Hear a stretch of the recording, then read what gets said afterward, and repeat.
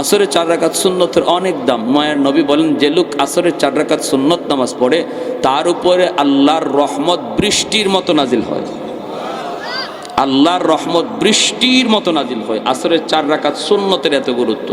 যদিও সুন্নতে মুআক্কাদা না, গায়রে মুআক্কাদা, সুন্নতে জায়েদা, পড়লে সওয়াব, না পড়লে গুনাহ নাই।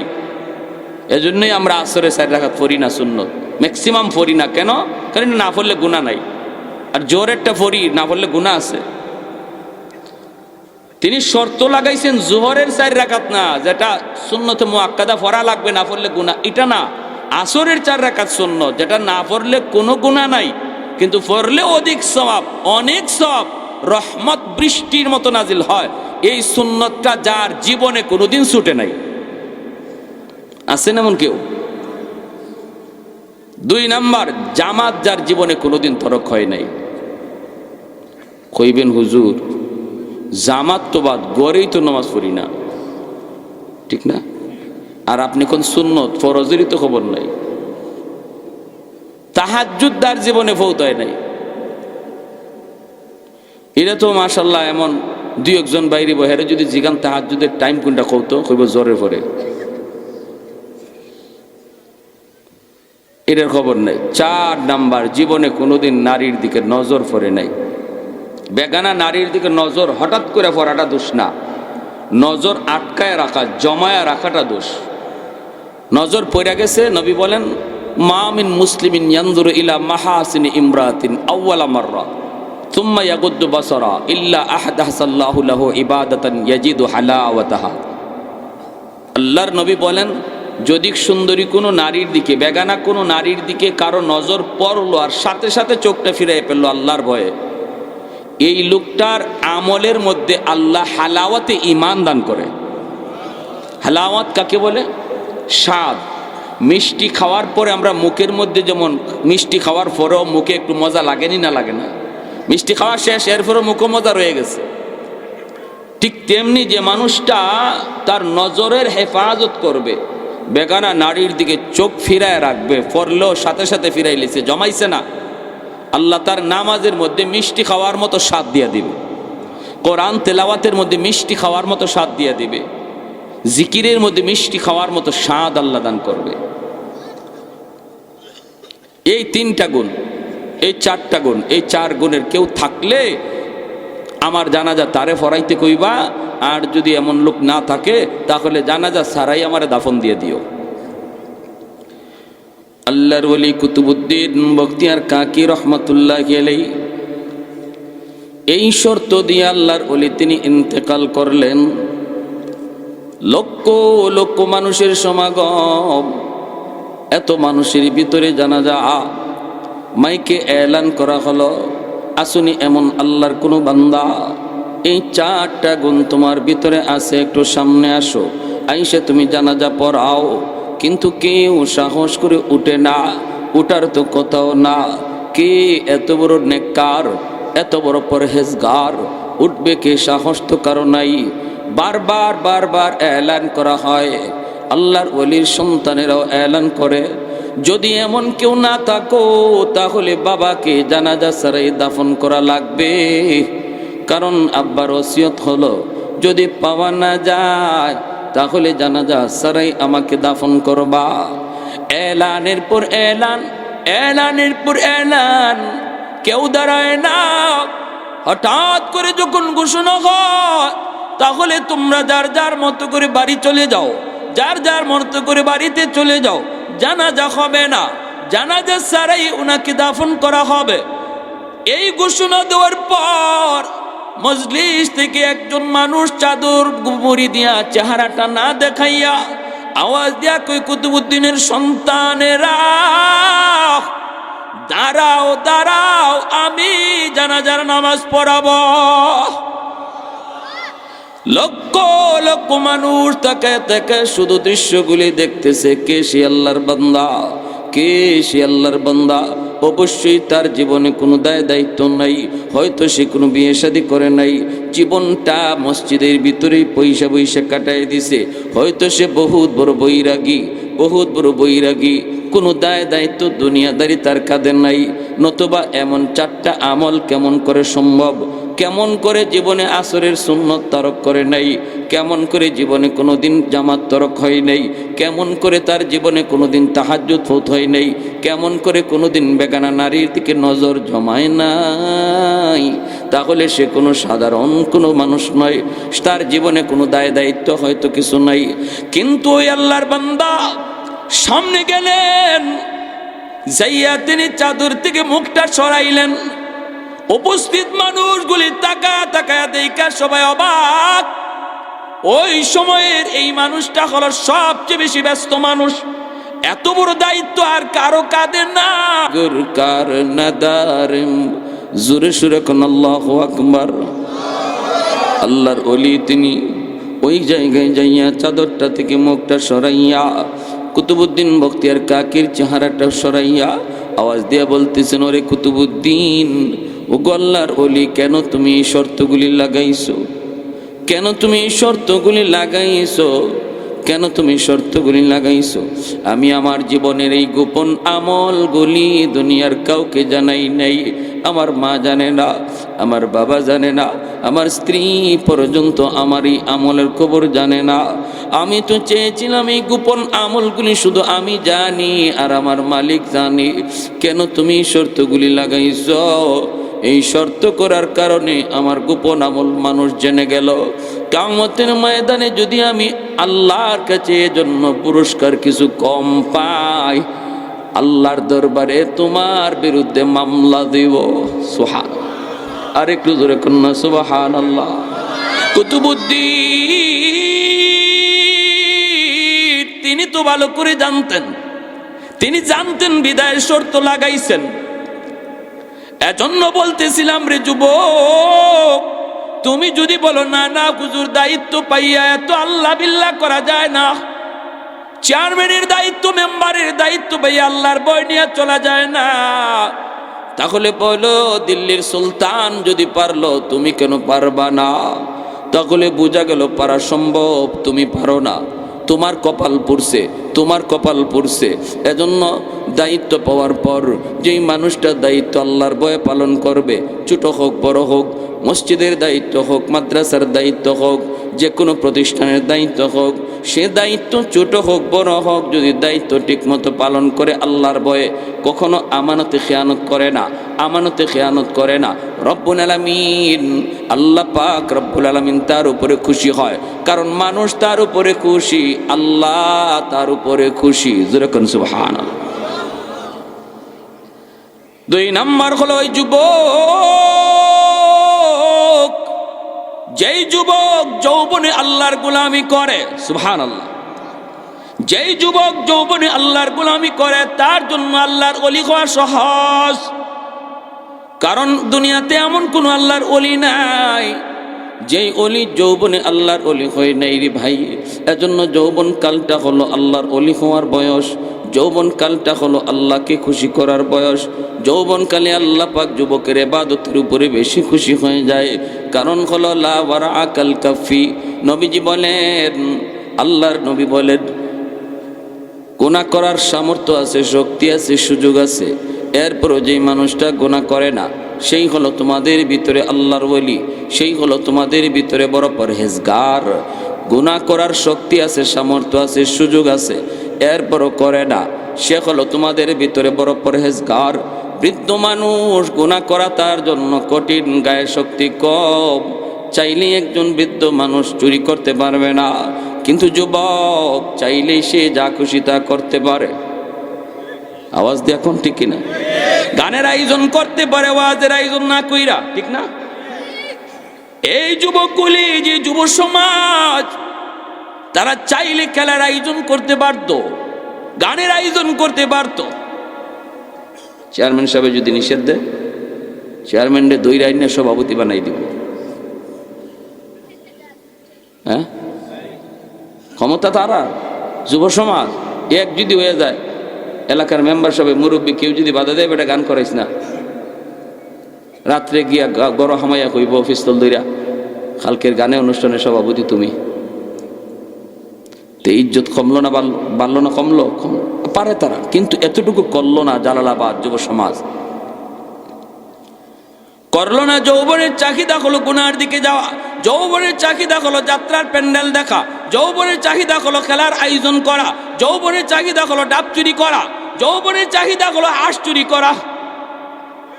বন্ধু চোখের সামনে জিনা ব্যভিচারে লিপ্ত, বন্ধু চোখের সামনে ভালোবাসা দিবস পালন করে, কিন্তু যে যুবক যৌবনে পাগলামি করে না, যৌবনে তার কিন্তু সে পাগলামি করে না, যৌবনকে কন্ট্রোল করে, পাগলা গুড়ার লাগাম টেনে ধরছে।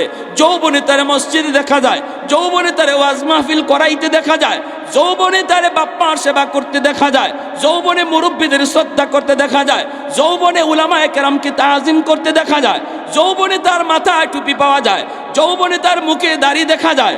আল্লাহ নবী রহমতের নবী বলেন, ওই যুবক যৌবনেই আল্লাহর ওলি হইয়া যায়।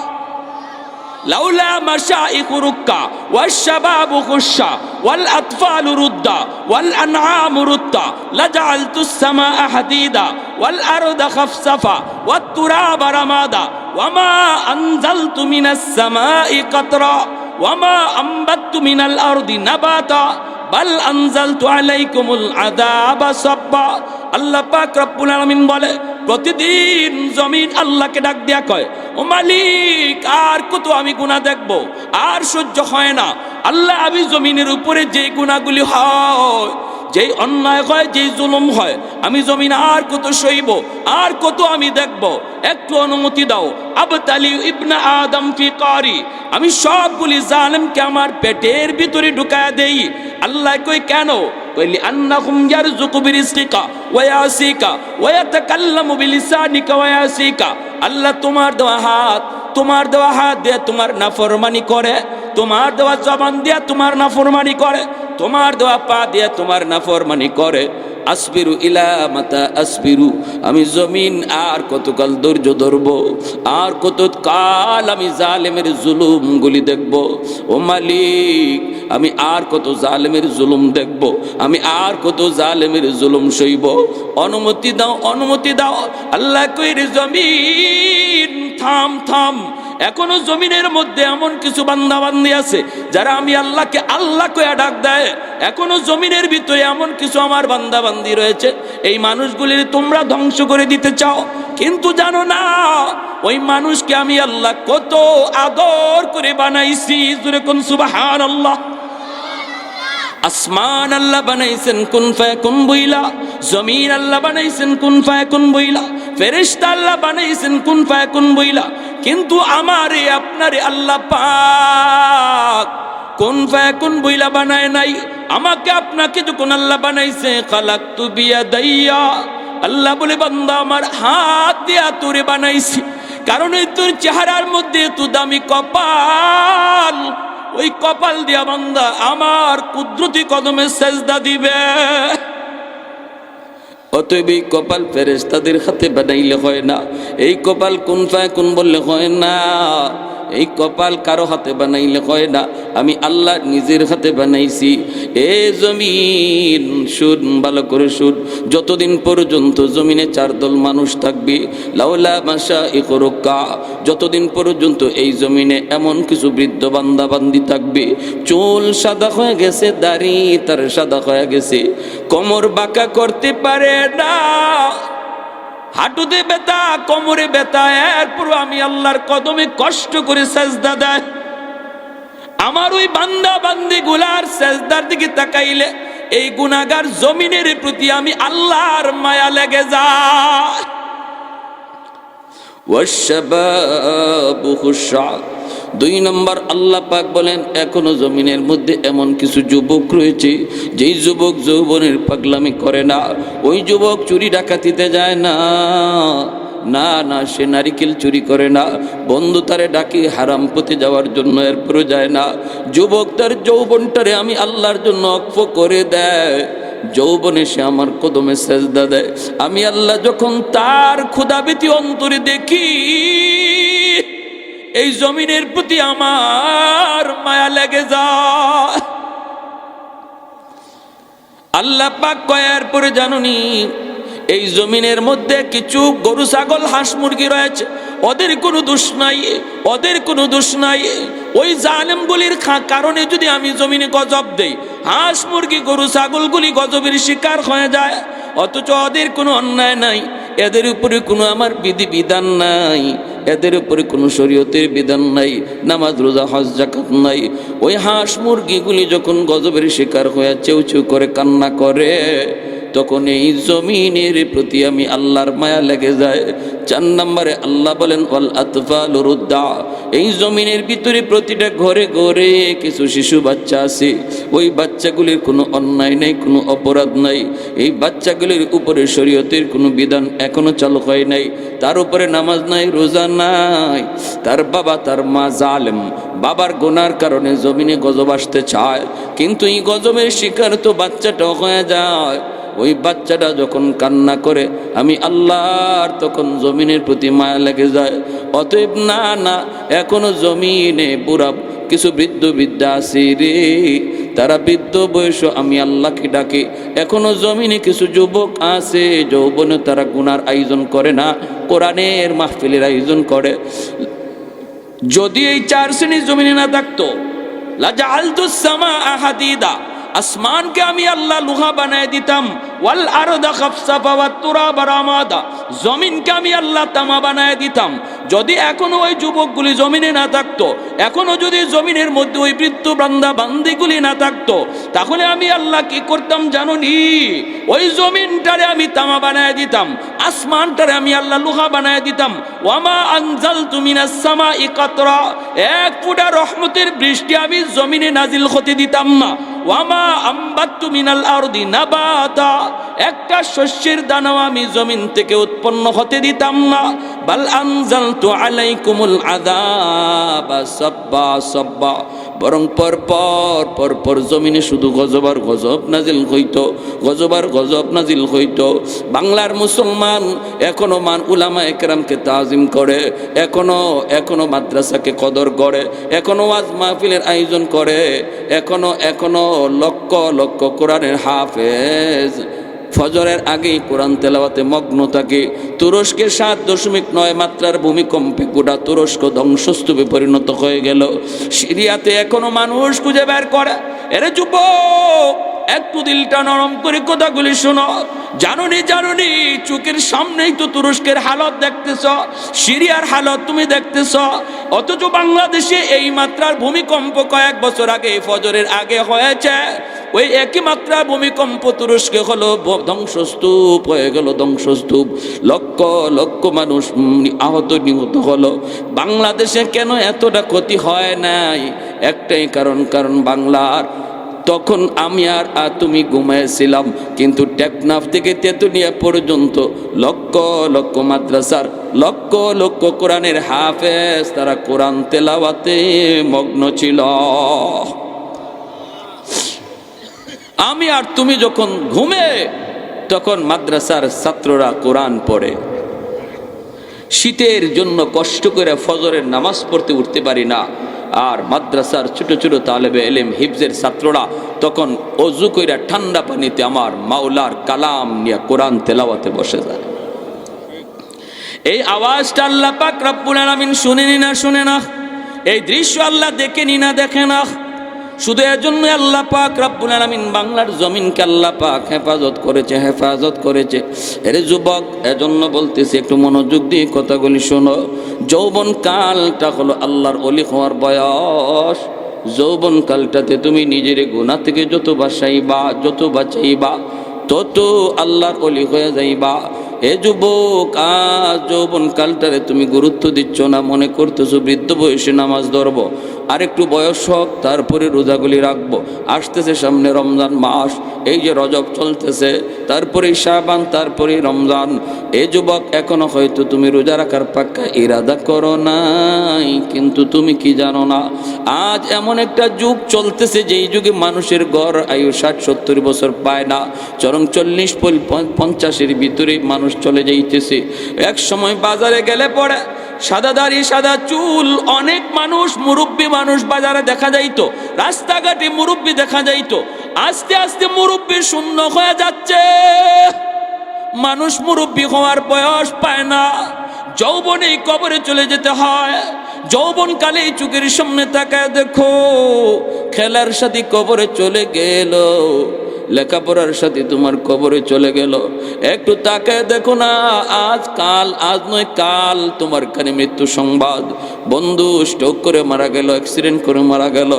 অতএব তুমি যদি এখনো মনে করো যে আমার সময় আছে, বয়স আছে, আমি ধরবো, সেই সময় তোমার জীবনে নাও তুমি পাইতে পারো। এমন কত যুবক আশা করেছে কিন্তু আশার পূরণ হয় নাই। অতএব এই মুহূর্তে কাটে দিলে যদি তওবা করে নাও, মালিক আর জীবনে নামাজ ছাড়বো না, আর জীবনে গুনাহ করবো না, পাক্কা ইরাদা করলাম আর রমজানের রোজা ছাড়বো না। আল্লাহ পিছনে সবগুলা মাফ করে মুহূর্তের ভিতরে নামটা ওলির খাতায় উঠে দিবে।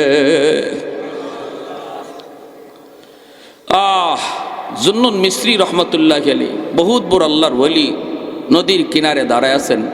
ইনি মাছ মারতেন, জুন্নুন মিসরি রহমতুল্লাহ আলাইহি।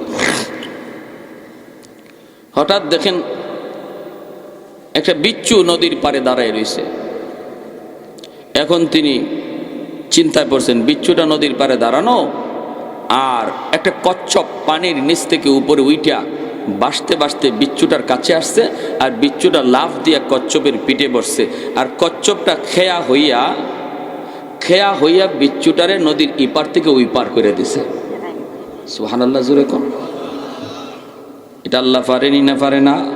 শাহজালাল মুজররদ ইয়ামুনি কেমনে পার হইছেন? সুরমা নদী যায় নামাজে বৈশা, ঠিক না? আল্লাহর ওলি জুন্নুন মিসরি রহমাতুল্লাহি আলাইহি তিনি দেখা বলে, মালিক, ও মালিক, তুমি তো সব পারো, কিন্তু আমার একটু দেখতে মন চায় এই বিচ্ছুটা কই যায়, কোন দিকে যায়, কেন তুমি এইভাবে বিচ্ছুরে পার করাইছো? আল্লাহ, একটু দেখতে মন চায়, আমাকেও তুমি নদী পার করায় দাও। আল্লাহ পাক তার ওলির অন্তরের ভিতরে ইলহাম করলেন, গোলাম, যায় নামাজ, হাতের যায় নামাজ পানির উপরে বিছাও, যায় নামাজে বসে যাও, আমি আল্লাহ নদী পার করায় দিব। জুন্নুন মিসরি তিনি যায় নামাজে বৈশা নদী পার হয়ে গেলেন। ওলিদের কারামত, কারামতুল আউলিয়া ই হাক্কুন, ওলিদের কারামত বেশক সঠিক, কোনো সন্দেহ আছে? আছে কিছু বাংলাদেশের বাইরেছে, কিছু আল্ট্রা মডার্ন এই ধরনের কোনো ওয়াজ মাহফিল কথা বললি কয় গাঞ্জাগুরি কথা কয়, নাউজুবিল্লাহ, জোরে কই ফেছে? কোরআনও নাই, হাদিসও নাই, কই ফেছে? এগুলা কি সম্ভব? আরে আহমকের আহমক, তুই তো নিজেই বুঝোস না। এগুলা তো ওলির নিজের ক্ষমতা না, আল্লাহ করায়। আল্লাহ যদি করায় তাহলে সব অসম্ভব সম্ভব হয়ে যায়। আল্লাহর কাছে কোনো জিনিসই অসম্ভব নাই। সহি হাদিস বুকে বগলের তলে লইয়া আপনারা আইয়া বিভিন্ন কথা কইব। সাবধান, এরা ইসলামের বহুত বড় ডাকাত, ইমানের ডাকাত, এদের থেকে সাবধান থাকতে হবে, ঠিক কিনা? সহি হাদিসের স্লোগান দিয়া ভিতরে মধুর জায়গায় বিষ ঢুকাই রাখছে, উপরে লাগাইছে মধু লেবেল, আর বোতলের ভিতরে বিষ, বোতলের ভিতরে বিষ, লেবেল হইল মধুর। শাহজালাল মুজররদ ইয়ামুনি পার হইছেন সুরমা নদী যায় নামাজে বৈশা। এটা গাঞ্জাখুরি কথা, এটা মিথ্যা কথা। গৌরগোবিন্দ সব নৌকা সরাই দিছে না? যেমন ইতিহাসে আছে তেমন একদম সনদ, সহি সনদে বর্ণিত আছে। যিনি দেখছেন উনি কার থেকে শুনছেন, উনি কার থেকে শুনছেন, উনি কার থেকে শুনছেন, বিশ্বস্ত লোকের কাছ থেকেও একদম যে লোক নিজের চোখে দেখছেন তার পর্যন্ত রাওয়ায়াত সহি। সুলাইমান আলাইহিস সালামের সিংহাসনটা লই আইলো একজনে, কেমনে? মাটির নিচ দিয়া। বিলকিস রানী আইবার আগে আগে সুলাইমান আলাইহিস সালাম কয়, তার সিংহাসন আমার কাছে আনতে পারবা কে? ইফরিতে কয়, আমি চোখ বন্ধ করবেন আপনি, আর লই আইমো। সুলাইমান আলাইহিস সালামকে আরো তাড়াতাড়ি কেনা পারবা। এমনি মানুষ নামের একজন ওনার দরবারে থাকতো, যিনি ইসমে আজম জানতো। মানুষ জিন্না, ইনি কয় আমি আরো তাড়াতাড়ি পারবো। বলে কেমনে? কয় আপনি খালি চোখটা মুছবেন আর চোখ খুলবেন, এর ভিতরেই দেখবেন সিংহাসন হাজির। আর ইফরিতে কইছিল বিলকিস রানী আইবার আগে আগে আমি সিংহাসন হাজির করব। উনি কয় না আরো তাড়াতাড়ি। তখন কয় ঠিক আছে, চোখ খুলবেন আর আনবো। মাটির নিচ দিয়া সিংহাসন লই আইছেন বিলকিস রানী আইবার আগে। এটা তো কোরআনের আয়াত, সূরা নামল পড়েন। তো যদি এই ধরনের অসম্ভব, যেটা যুক্তিতে ধরে না, ব্রেইনে ধরে না, এমন কিছু শুনাইলেই যদি আপনি কোন গাঞ্জাখুরি কথা, তাহলে আল্লাহর এই কথাটা কি কইবেন? কোরআনের এই আয়াতের এই জায়গায় আপনি কি কইবেন? আপনার যুক্তি এখানে কই গেল? আপনার বিবেক এখানে কি বলবে? এটা কিভাবে সম্ভব? কয় এমনি সম্ভব। কেমনে? কয় আল্লাহ করাইলে সম্ভব। ঠিক কিনা? কারামাতুল আউলিয়া হাক্কুন, আহলে সুন্নাহ ওয়াল জামাতের আকীদা। জুন্নুন মিসরি রহমাতুল্লাহি আলাইহি উনি কয় ঠিক আছে, উনি পার হয়ে গেছে, পার হইয়া ওই বিচ্ছুটার পিছনে পিছনে দৌড়াইতেছে, বিচ্ছুটা কই যায় দেখার জন্য। হঠাৎ করে আল্লাহর ওলি তাকায় দেখে হাওরের মাঝখানে একটা গাছ দেখা যায়। ওই গাছের নিচে একটা রাখাল উট রাখাল, দুম্বা রাখাল, একটা যুবক। এ যুবক, তোমাকে বলছি, তোমাকে তোমার মতো একজন যুবক গাছের নিচে ঘুমাইতেছে, আর ওই দিকেই বিচ্ছুটা দৌড়াইতেছে। কাছাকাছি ইনিও পিছনে পিছনে হাজির। যা দেখেন বিচ্ছুটা ওনার কাছে গেল, যুবকের কাছে গেল, আর যুবকের মাথার পাশে বিষাক্ত একটা সাপ ফনা ধরে আছে, যে কোনো মুহূর্তে দংশন করবি, ওই যুবককে কামড় দিবে, মেরে ফেলবি। বিচ্ছুটা যাইয়েই দেরি করলো না, লাফ দিয়া সাপের মাথার মধ্যে বসলো, বৈশেই সাপটারে কামড় দিল। বিষাক্ত সাপ মুহূর্তের ভিতরেই বিচ্ছুর কামড়ে সাপ মারা গেল। যেই সাপ আসছিল যুবককে মারার জন্য, ওই সাপরে আল্লাহ পাক বিচ্ছু দিয়া মারায় দিল। এইবার জুন্নুন মিসরি যুবকরে ঘুম থেকে উঠাইলেন, উঠে বলতেছেন, রে যুবক, বলো না জীবনে কি নেকামল করেছো, বলো না কি নেকামল তুমি করেছো, যার কারণে আল্লাহ পাক তার কুদরতে বিচ্ছুরে নদীর ওই পার থেকে পাঠাইয়া তোমাকে আল্লাহ বাঁচাইছে। সুবহানাল্লাহ। আলা ইন্না আউলিয়া আল্লাহ লা খাউফুন আলাইহিম ওয়ালা হুম ইয়াহজানুন।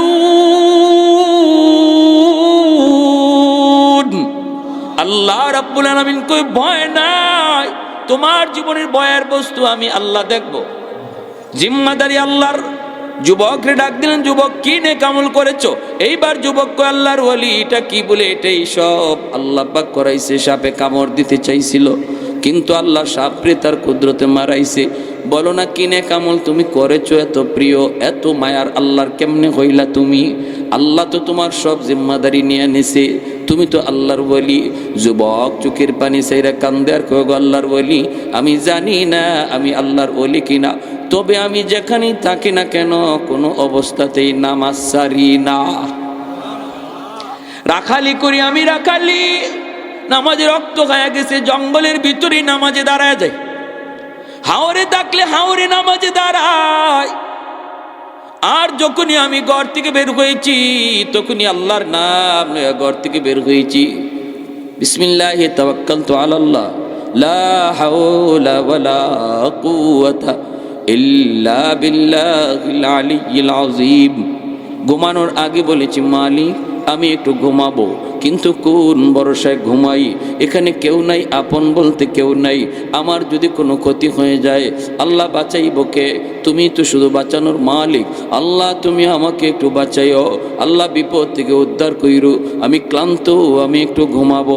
এই বইলে আমি ঘুমাইছি, আর আল্লাহ পাক রব্বুল আলামিন তার কুদরতে আমাকে বাঁচাইছে। অতএব বলুন ভাইরা বন্ধুরা, তাওয়াক্কুল করব কার উপর? আর একটু জোরে কোন, কার উপর? হ্যাঁ, আল্লাহর উপর।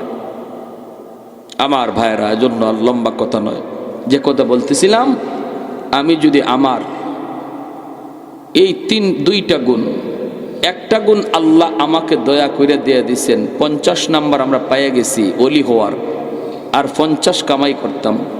এটা হইল আল্লাহর ভয়। আসতেছে রমজান মাস, রজব মাস চলে, মায়ার নবী দোয়া করছেন, আল্লাহুম্মা বারিক লানা, সবাই পড়েন, আল্লাহুম্মা বারিক লানা ফি রাজাবা ওয়া শাবান ওয়া বাল্লিগনা রমাদান। আল্লাহ রজব শাবানে বরকত দাও, আল্লাহ রমজান পর্যন্ত হায়াত বাড়াও। আগামী রমজান মাসে আল্লাহ যেন আমাদের হায়াত বাড়ায়, আর রমজান মাসে পুরা 30টা রোজার হক সহকারে রাখবার কার কার নিয়ত পাক্কা ইরাদা আছে? একটু হাত উঠে আল্লাহকে দেখাও। আল্লাহ তুমি আমাদের প্রতিটা হাতকে কবুল করো, রমজান পর্যন্ত হায়াত আমাদের বাড়ায় দাও। আল্লাহ সুস্থতার সাথে রোজার হক সহকারে আদায় করার তৌফিক দাও। সবাই বলে আমিন। ওয়া আখির দাওয়ানা আনিল হামদুলিল্লাহি রাব্বিল আলামিন।